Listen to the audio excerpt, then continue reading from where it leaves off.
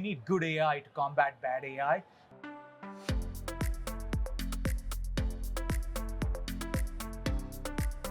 Hello and welcome from the sidelines of the New York Stock Exchange. I'm here at the inaugural PE Capital Markets Summit at the NYSE. I'm Jared Banks of IPO Edge. Joining me today is the CEO and co-founder of Pindrop. This is Dr. Vijay Balasubramaniyan.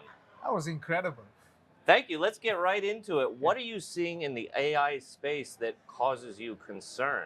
Yeah, so what causes me concern is the fact that these AI applications are proliferating like crazy, but more importantly, that attackers are using these AI applications to fundamentally clone your likeness and your voice. And before they used to take 26 hours to clone your voice, now it takes them 5 seconds. So what we're seeing is a corresponding increase in deepfake generated fraud. So last year we used to see about one attack per month approaching all of these banks and institutions that we protect.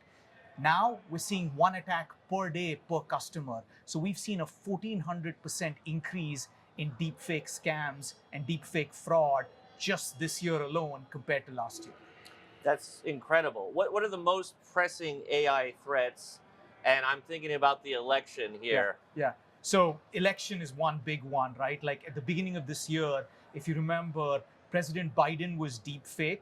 We were the ones who identified the deepfake, but more importantly, we identified the AI application that was used to create that deepfake, and we got them to shut down the person perpetrating the attack.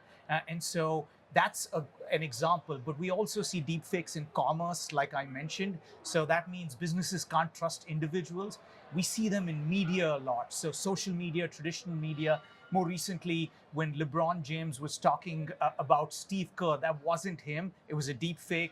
We're the ones who provided a lot of material that allowed platforms like Twitter or X to actually say that that was AI generated. So we're seeing it affect commerce, media, and communications. So LeBron James's people see this deepfake. Yeah. They can't prove that it's a deepfake, but they reach out to you. Is that right? That is one example. But we've done that when there was a cryptocurrency scam with Elon Musk on YouTube. We did that with the President Biden robocall, but we do this on a day-to-day basis with our clients. So this is, we are in 8 of the top 10 banks, 5 of the top 7 insurances, some of the biggest healthcare retail providers. We protect them on a day-to-day basis from these deep fakes and synthetically generated content. As it happens more and more, how are you combating this increased threat? Yeah, one, you have to keep track of what's happening. When we started about 8 years back, there was one tool that could clone your voice. At the end of last year, there were 120 tools. By March of this year, there were 358 tools.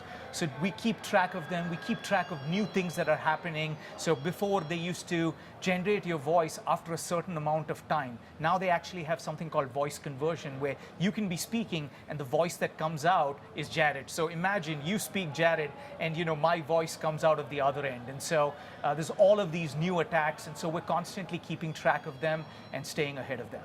So it's AI that's continuing to develop, but you've also got your AI looking at the threat. Yeah. So essentially what we've realized is you need good AI to combat bad AI, because as humans, we're terrible at detecting deepfakes. Just in audio, a human's ability to pick out a deepfake is 38%. Wow. What that means is 2 out of 3 times they're actually thinking a deepfake is real. And we see this all over the place. Like, for example, we partner with a lot of organizations to help protect against deepfakes. One of them is a company called True Media, which gets a lot of media files.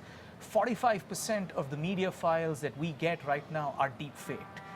Compare that to past times where most of the media files that people would send you from a war, like the Israel-Hamas war or any of these places, would be real.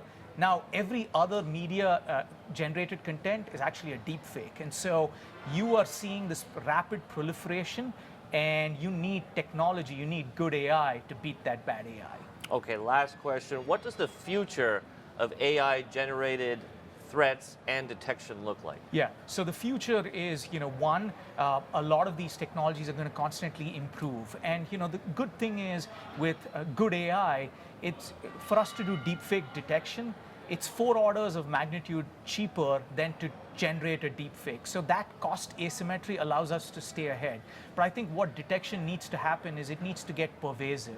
So media platforms need to have it within them. Communication platforms need to have it within them. You, when you get a phone call, you need to be able to say, was this a deep fake or not? And it's important when you're a senior citizen receiving a phone call that your grandkid is in trouble, you want to know, is it a deep fake or not? So most importantly for deep fake detection is its ability to become pervasive across all of these platforms. All right, we'll leave it there. Thanks so much, Vijay. This has been the CEO and co-founder of Pindrop. I'm Jarrett Banks, signing off from the New York Stock Exchange.